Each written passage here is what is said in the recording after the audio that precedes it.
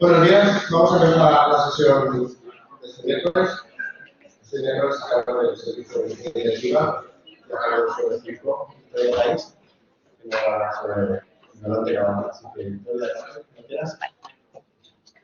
Bueno, buenos días. Yo soy Victoria Pais, como ha dicho Rafa, soy técnico de medicina intensiva y junto con Ana Pedrosa, que es adjunta de mi unidad, hemos preparado esta sesión para hablaros del donante capaz, entendiendo como aquel que firma el consentimiento para la donación en primera persona.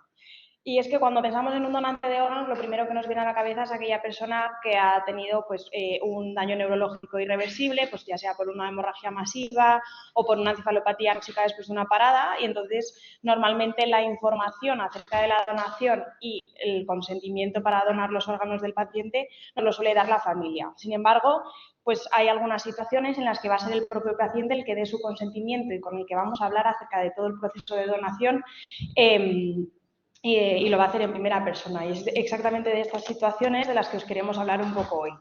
Y para poneros un poco en situación, os voy a hablar de Edu. Este es Edu, tiene 56 años y bueno, de toda la vida siempre ha sido una persona muy, muy activa. Le encanta la natación, todos los fines de semana va con sus amigos a hacer una rutilla en bici y desde hace un par de años pues encima es aficionado al pádel. Juega con su hijo al menos un partidillo a la semana y tiene también otra hija que está a punto de terminar la carrera de Historia del Arte.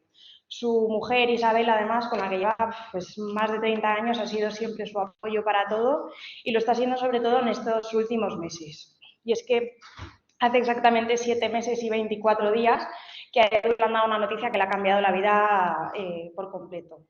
Y es que lo tiene muy bien contado, esos 7 meses y 24 días, porque le han dado la noticia de que tiene una esclerosis lateral amiotrófica. Como sabéis, la ELA es una enfermedad degenerativa en la que se va produciendo una alteración progresiva de las neuronas motoras pues, de la corteza cerebral, del tronco del encéfalo y de la médula espinal. Poco a poco estas personas van perdiendo su autonomía motora, su capacidad para la deglución, su capacidad para la comunicación oral y acaban falleciendo por insuficiencia respiratoria. Un tercio de estos pacientes manifiesta una afectación cognitiva. Es la tercera enfermedad neurodegenerativa en frecuencia, detrás del Alzheimer y del Parkinson.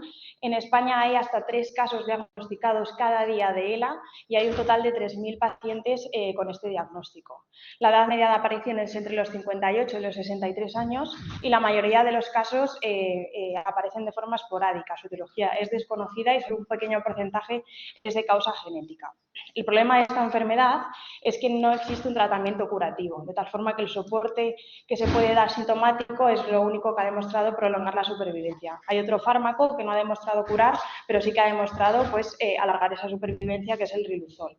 Y la supervivencia media de estos pacientes es de unos 3 años, dependiendo un poco de cuándo se afecte esa capacidad para respirar, ¿no? Los problemas que derivan de esa afectación de los músculos respiratorios son pues, la capacidad para mantener una ventilación alveolar efectiva, la capacidad para poder toser o para poder defender la vía aérea de forma espontánea cada vez que degluten. Es una enfermedad que, bueno, en la que la ventilación mecánica no invasiva aporta algo de beneficio y ha demostrado alargar esa supervivencia, pero llega un momento en el que hay que prolongar esa supervivencia en algún momento con una vía aérea artificial, como es la traqueostomía, que permite mantener la permeabilidad de la vía aérea y poder tener el acceso directo a las secreciones. Es una enfermedad que es mortal. De hecho, el 50% muere antes de los 3 años, hay un 80% que lo hace antes de los 5 años y solo un 95% y más del 95% fallece en menos de 10 años. Por lo tanto, evidentemente, pues a Edu esto le ha cambiado totalmente su proyecto de vida. Él ha estado estos meses pensándolo mucho, le ha dado 1000 vueltas y se ha ido haciendo un poco la idea de pues, el pronóstico que va a tener a partir de ahora. Y se ha dado cuenta de que llegado el momento él no quiere prolongar esa supervivencia con una traqueostomía. Y así se lo comunica a su médico de cabecera, que es la doctora Bengoechea, que le ha dicho que no se preocupe, que llegado ese momento lo prioritario va a ser las medidas de confort. Y hay algo a lo que Edu también le ha estado dando vueltas estos últimos meses, ha empezado a pensar, claro, nunca lo había hecho, nunca había visto la muerte tan cerca, y es la posibilidad de que una vez que fallezca pueda donar sus órganos. Y entonces aquí nos surge un poco la duda, ¿puede Edu con su enfermedad neurodegenerativa donar sus órganos? Pues la respuesta es que sí. De hecho, no es nada infrecuente que las personas con ELA pregunten acerca de la donación de sus órganos una vez fallecidos. De hecho, en España, aquí vemos en esta gráfica cómo las enfermedades neurodegenerativas, no solo el ELA, suponen un importante número de pacientes donantes en asistolia. Os voy a hablar ahora un poco pues, de ese proceso de donación en primera persona y aquí quiero dejar claro que a pesar de que voy a seguir con el ejemplo de la ELA, ni la ELA es la única enfermedad neurodegenerativa en la que nos vamos a encontrar ante estas situaciones, sino que hay muchas más, ni tampoco va a ser el único caso en las enfermedades neurodegenerativas que nos van a plantear estas situaciones. Por ejemplo, si yo ahora mismo firmo un documento de voluntades anticipadas en el que yo digo que llegado a un determinado momento en el que a lo mejor pues esté incapacitada porque me haya dado pues eso, algún tipo de hemorragia y yo lo que quiera es que me adecúen el esfuerzo terapéutico, quiero que mis órganos sean donados a otras personas una vez que yo fallezca y eso estoy firmando un documento en primera persona en el que concedo esa donación. Vamos entonces a volver a nuestro ejemplo de la ELA y es que, como sabéis, bueno, la ELA, los pacientes con ELA sí que pueden ser donantes de órganos, pero al igual que otros pacientes con enfermedades neurodegenerativas no pueden ser donantes de tejido. Y esto es por la incertidumbre que hay en cuanto al método de transmisión, en cuanto a la etiología de la enfermedad. Lo especial que hace este tipo de donación es lo que hemos dicho, que el consentimiento se firma en primera persona, que va a ser la propia persona la que va a decidir donar sus órganos, que no va a ser, pues como solemos pensar, a través de la familia.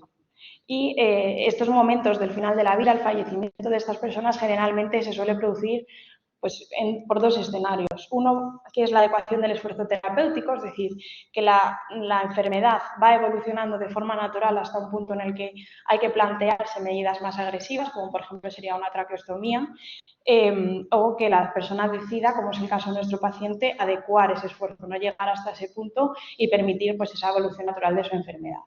Y luego también, a partir de junio de 2021, en España se aprobó la Ley de Prestación de Ayuda para Morir. Es decir, que a partir de junio de 2021 en España es legal la eutanasia. Por lo tanto, ese es otro escenario, que la persona solicite esa prestación de ayuda a morir antes de que su enfermedad evolucione más allá. La donación de estos pacientes se puede hacer gracias a la donación en asistolia. Como sabéis, la donación en asistolia se clasifica a través de la clasificación de Maastricht entre la asistolia no controlada, que serían aquellas paradas inesperadas, que esas no nos vamos a centrar hoy, nos vamos a centrar en la asistolia controlada, que son aquellas paradas esperadas. Sobre todo nos interesa la tipo 3. La tipo 3 es aquella que ocurre después de la adecuación del esfuerzo terapéutico y la tipo 5, que surge a partir de 2021, que es la clasificación modificada en París, en la que la parada cardíaca se diferencia de la esperada en la tipo 3 en que ocurre directamente tras la aplicación de la prestación de ayuda a morir. Y como vemos aquí, pues los donantes han ido aumentando en los últimos años, pues gracias sobre todo a estos dos tipos, la tipo 3, que se ve en verde, y la tipo 5, que sería la que se ve en naranja a partir de 2021, que sería la de la prestación de la ayuda a morir. En cuanto a presentar la adopción de donación de órganos, pues la información es algo delicado, no es algo que sea muy fácil. En nuestro caso, pues Edu ha sido el que ha preguntado él directamente acerca de la posibilidad de donación, pero puede que llegue en algún punto en el que tengamos que nosotros, el equipo asistencial, presentar esa posibilidad. Inicialmente, ¿quién debería hacerlo? Pues lo ideal sería una persona de confianza para la familia, pues ya sea el neurólogo, el médico de atención primaria, alguien que tenga una buena relación tanto con el paciente como con su familia.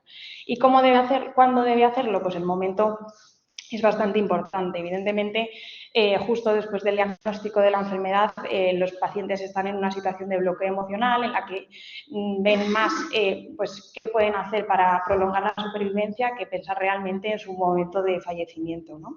Entonces, hay varios claves que nos pueden decir que puede ser un buen momento para plantear esta posibilidad. Que el paciente dé muestras de haber asimilado el pronóstico, que rechace en algún momento algún tipo de tratamiento, como es el caso de Edu, que ha rechazado esa traqueostomía, o también que hable en algún punto de su muerte. Por otro lado, evaluar la competencia, es decir, hemos dicho que estos pacientes hay hasta un tercio que desarrollan algún tipo de alteración cognitiva. Puede ser que estas personas pierdan esa competencia para poder decidir por sí mismos. En el caso de que haya esa duda, tendrá que ser evaluado por un profesional o por un comité de bioética y en ese caso la decisión la tomará un representante. Y en cuanto al contenido que damos de esta información en esta primera planteamiento de la posibilidad, pues primero tiene que ser una información totalmente transparente y clara. Tiene que quedar claro también que ese primer contacto que se tiene con el comité de trasplantes no es un compromiso con ellos, sino es simplemente saber un poquito más acerca de esta posibilidad, que siempre va a ser modificable la decisión que tomen y que siempre va a ser independiente del final de vida que ellos hayan decidido. Por lo tanto, si el paciente, una vez que planteamos esta posibilidad, da interés acerca de querer saber más sobre la donación, entonces es cuando se pone el equipo asistencial en contacto con el equipo de humanización y el equipo de humanización se pone en contacto con el comité de trasplantes. Y el comité de trasplantes será los que acuerden una primera reunión tanto con el paciente como con su familia para hablar un poquito más de forma específica de la donación. En este encuentro hay varias cosas que tienen que quedar muy claras y que diferencian de un proceso natural que no implique una donación de órganos. Por ejemplo, tienen que saber que es necesario su traslado a un hospital para que se pueda realizar allí la adecuación del esfuerzo terapéutico o la prestación de ayuda a morir. Tienen también que saber que hay que realizarse una serie de intervenciones diagnósticas para evaluar y caracterizar a ese posible donante, ver si esos órganos pueden resultar válidos para otras personas. Y para eso, pues muchas veces son invasivos, como un análisis o una fibrobroncoscopia o un ecocardiograma, etc. El lugar en el que ingresará en el momento, según su condición clínica, que puede ser en una planta, en una unidad de cuidados intermedios, en una UCI, que siempre va a poder estar acompañado por su familia, el modo, el lugar y el momento en el que se realice la adecuación del esfuerzo terapéutico. Hay que informar también acerca de la posibilidad de la canalización pre-mortem de las cánulas, de una canulación, que eso hablaremos un poquito más adelante, que para eso se necesita un consentimiento aparte. El procedimiento en estos casos por el que se diagnostica la muerte de estos pacientes, que pueden siempre retractarse en cualquier momento, que siempre se van a priorizar los cuidados que el paciente haya detallado, que el cadáver va a ser tratado siempre con absoluto respeto y que en el caso de las enfermedades neurodegenerativas sí que pueden donar su cerebro y su médula espinal después para la investigación de estas enfermedades. El tiempo ha ido pasando, a lo largo de estos meses, pues EDU se ha ido reuniendo con el comité de trasplantes, les han ido resolviendo cualquier duda que tenían acerca de todo este proceso y la verdad es que no han sido unos meses fáciles. Cada vez se ha ido notando más débil, ha acabado pues, caminando en una silla de ruedas, han tenido que adaptar toda su casa para poder movilizarse, su mujer ha pedido una excedencia para tener que cuidarlo. Y bueno, la situación ya ha llegado a un punto en que lo sobrepasa y cada vez se encuentra más cercano a esa situación en la que va a tener que tomar una decisión.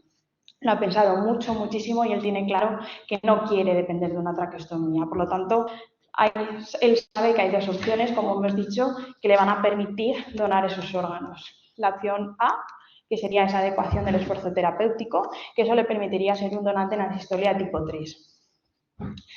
Vamos a hablar un poco de estos cuidados previos a la donación, ya que durante esa fase final de la vida.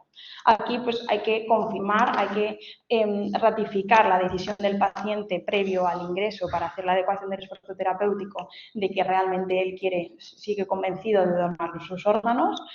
Hay que comprobar ese estado final del paciente ofreciendo cualquier soporte que necesite. Hay que proporcionar ese acompañamiento del paciente y su familia, atender a la aparición de valores nuevos, apoyar la decisión de donación, posibilitar otra vez la opción de que lo puede revocar en cualquier momento y asegurar que va a prevalecer siempre el proceso de bienestar durante todo el proceso de morir tal y como había pensado él.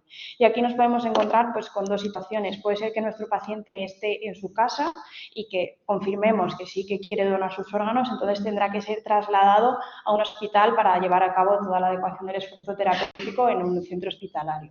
O puede ser que esté en un hospital, pero puede ser que ese hospital no cuente con un programa de donación en asistolia, en cuyo caso tendrá que ser trasladado a un hospital que sí que lo tenga. En cualquier caso, en este caso hay que dejar claro que la sedación paliativa es una manera de aliviar el sufrimiento de los pacientes y que en los casos de adecuación del esfuerzo terapéutico se va a proporcionar independientemente del que el paciente sea el donante o no. La otra opción que teníamos, hemos dicho que era la de solicitar la prestación de ayuda a morir, que le convertiría en un donante en asistolia tipo 5, en el caso de que dijera que sí, que quiere serlo.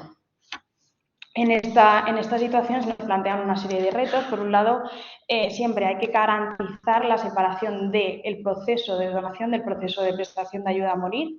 Hay que asegurar que toda la información será muy clara en cuanto a la donación. Hay que adecuar el proceso de obtención de los órganos a todo lo que ha querido hacer la voluntad del paciente en cuanto a sus últimos días. Y hay que abordar los posibles conflictos sanitarios que puedan surgir. Hay que ratificar un poco también estos 3 puntos que lo diferencian un poco de un proceso de aplicación de prestación de ayuda a morir normal, que es la necesidad de las exploraciones complementarias para poder evaluarlo, que no va a poder llevar a cabo la prestación de ayuda a morir en su casa, sino que va a tener que ser trasladado a un hospital y que puede que se necesite hacer medidas pre o post-mortem una vez, de manera que se puedan preservar los órganos en mejores condiciones. El proceso de información pues es un poco similar. Aquí para verificar, para separar bien el proceso de la aplicación de la PAM del proceso de la donación de los órganos, la información primera que se da después de que haya solicitado la solicitud de la prestación de ayuda a morir. Ahí el médico informa de la posibilidad de donación y si muestra interés, pues se lo notifica al comité de trasplantes.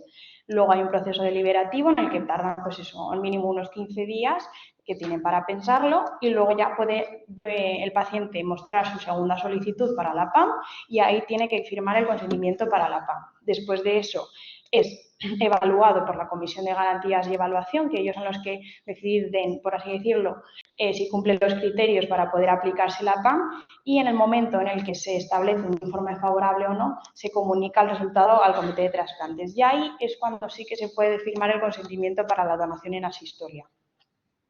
De tal forma que tenemos 2 consentimientos separados, uno para la PAM y otro para la donación en asistolia.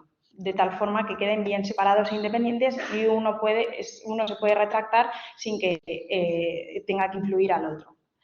Como en cualquier otro caso de donación, el comité de trasplantes tiene que evaluar la caracterización de los órganos de ese paciente, evaluarlo y hacer las distintas pruebas necesarias para ver si esos órganos son válidos o no.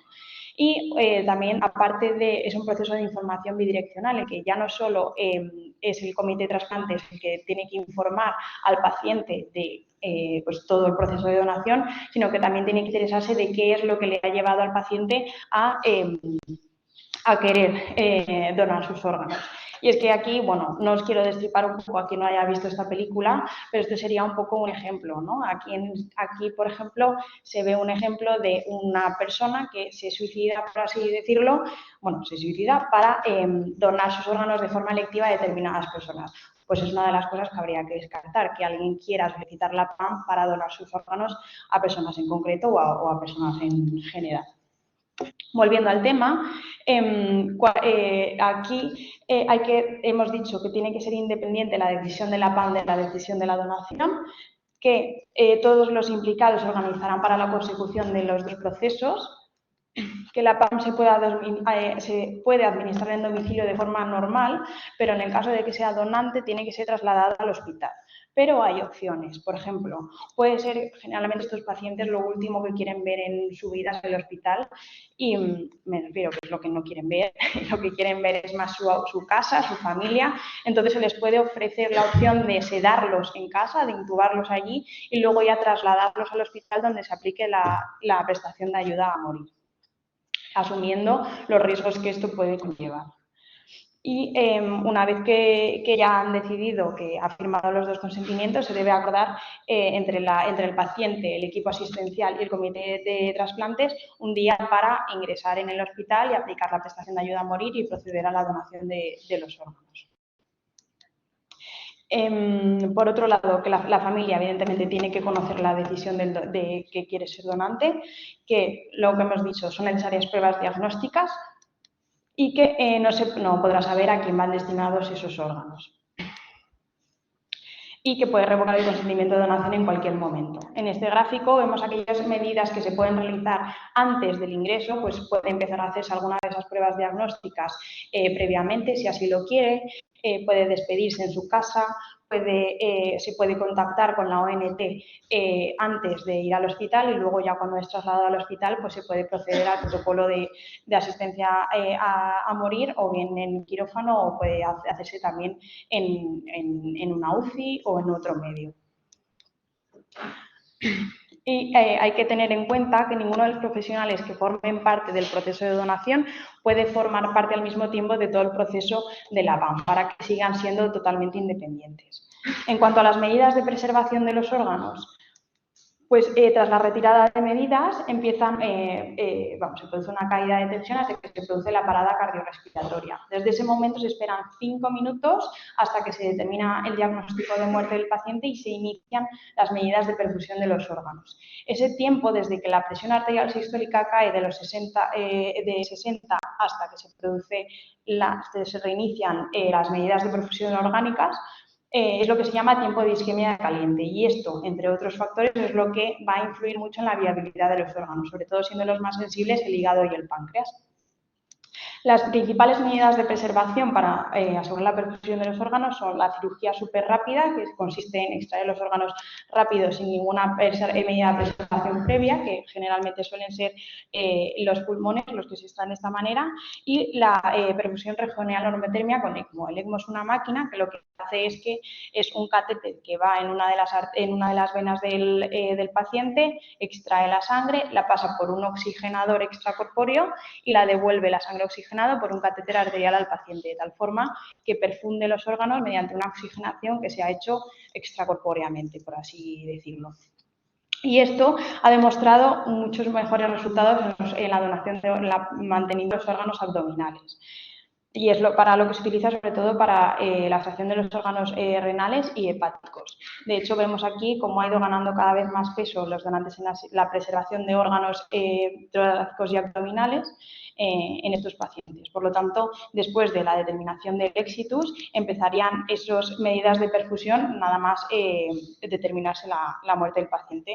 De hecho, gracias a esos resultados, pues aquí vemos cómo han ido ganando peso la perfusión con normotermia a la extracción súper rápida. Y luego aquí, aquí una de las cosas que teníamos que preguntar y que en nuestro país sí que se permite es la canulación de los pacientes antes de que se aplique la adecuación del esfuerzo terapéutico a la prestación de ayuda a morir. ¿Por qué? Porque esto nos disminuye el tiempo de isquemia caliente. Si nosotros canulamos esos catéteres antes de que se produzca el fallecimiento del paciente, nada más determinarse la muerte del paciente, podremos iniciar directamente la máquina, el ECMO, y entonces podremos perfundir los órganos, quitando tiempo de isquemia caliente. Pero si tuviésemos que esperar a poder canalizar los catéteres, pues el tiempo sería mucho más largo.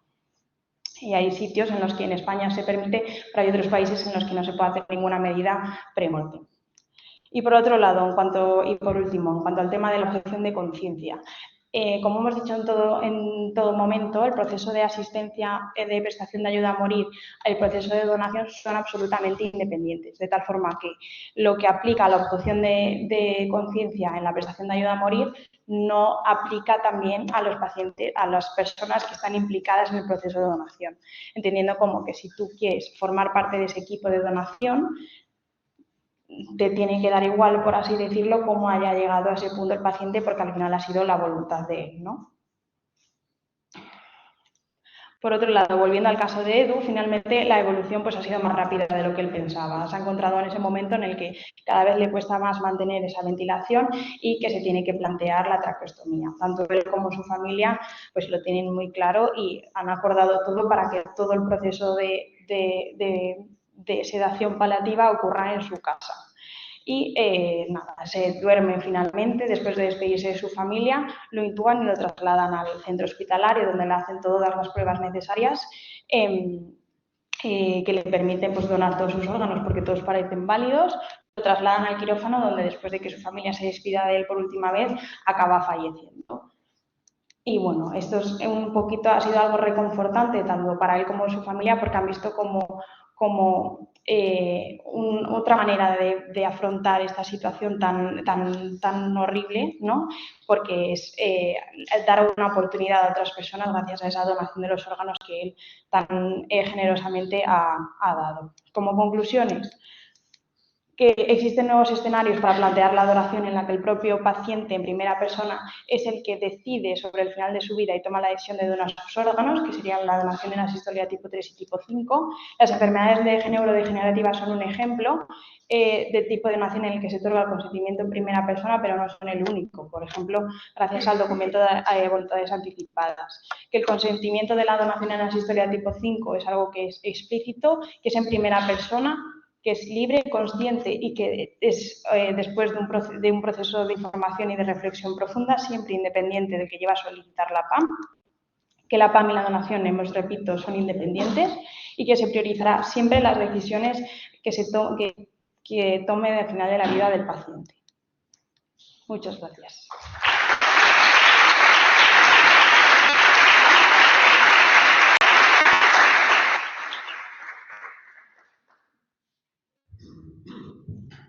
Enhorabuena, la sesión increíble. No sé si hay algún comentario. ¿Nada?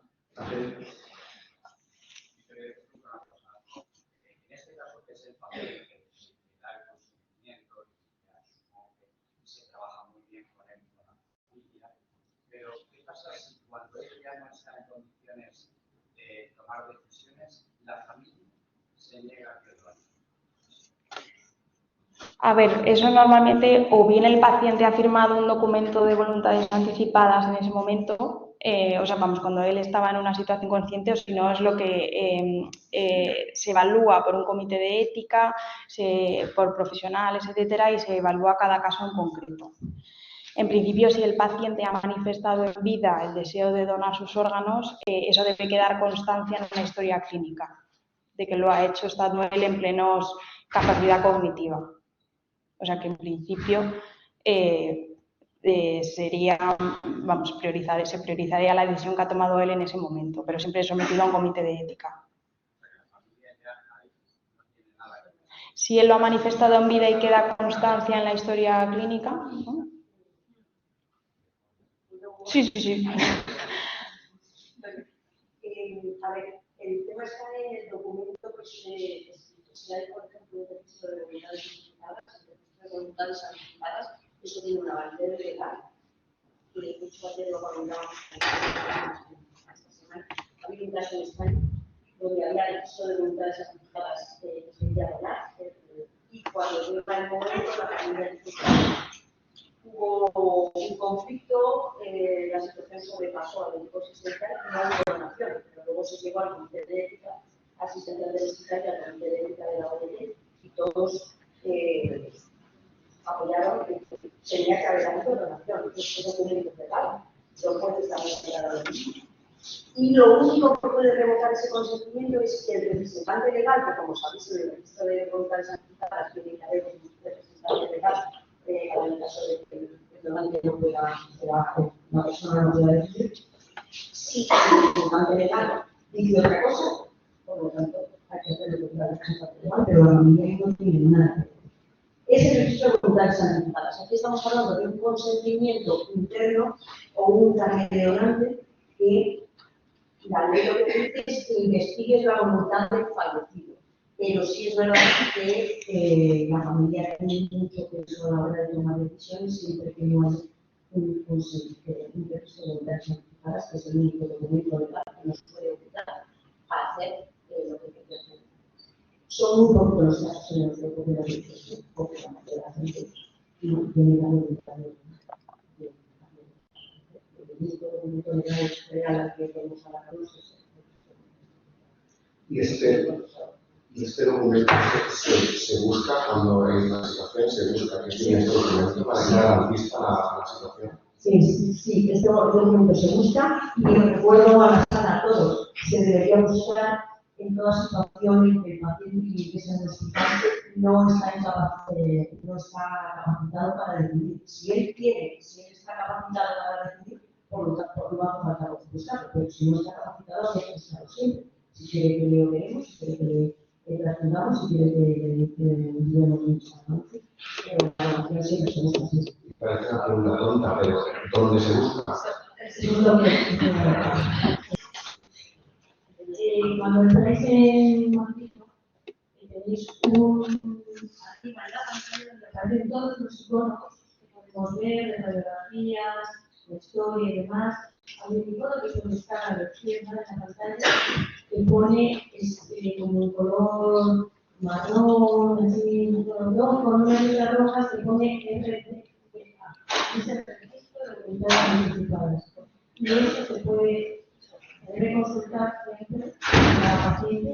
Y ese registro de unidades anticipadas está conectado con el registro nacional. Se puede pasar si un paciente que no sea de la comunidad nuestra. Sabéis que Castilla-La Mancha fue de las primeras que inició el tema de las unidades anticipadas, que además hacer unas unidades anticipadas es muy fácil, así como otras unidades que digamos locales, así, ¿no? Que en la administración. Los testigos y ante el funcionario habilitados sin más que unidades anticipadas. Bueno, pues eso está conectado con el Registro Nacional de Unidades Anticipadas, de forma que, si no es de aquí la comunidad, podemos crear si tiene unas unidades en cualquier territorio. ¿No? Quería comentar también acerca de a lo que has comentado tú antes. Hay que darse cuenta de que este tipo de entrevistas con estos pacientes se están muy precoces en general, de forma. Son pacientes que cuando están en uso de sus facultades,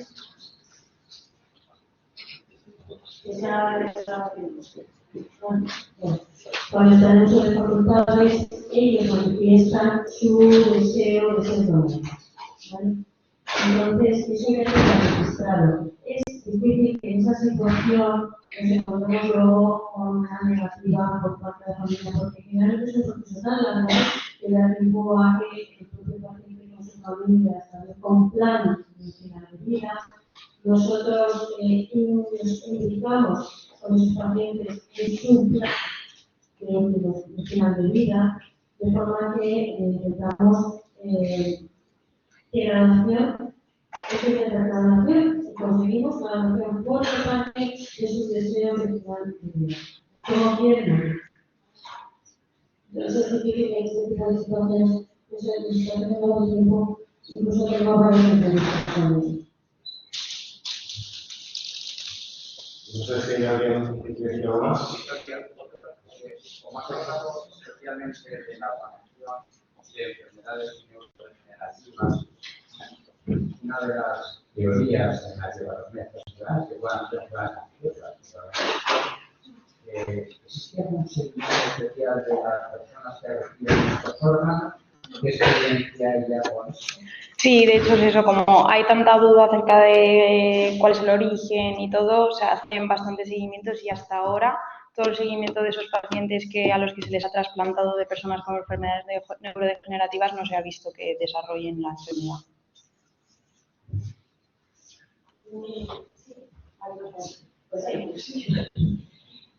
Como sabéis, hay una vigilancia continua por parte de la OMC, de forma que el tema de comunicaciones a donación en los últimos años ha ido disminuyendo las contraindicaciones fuera de la donación, de forma que cada vez menos. De hecho, sobre todo en el tema de neoplasias, que hace años este tipo de neoplasias se consideraban contraindicaciones absolutas, hoy en día no lo son. De hecho, en la coordinación de trasplantes estamos elaborando protocolos para este tipo de eventos.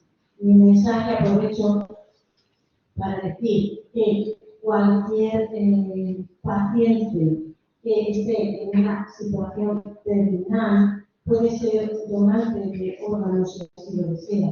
¿Vale? Y que lo que tenéis que hacer es conversar con la coordinación de trasplantes para que podamos valorar si ese paciente puede ser o no donante, si existe alguna complicación.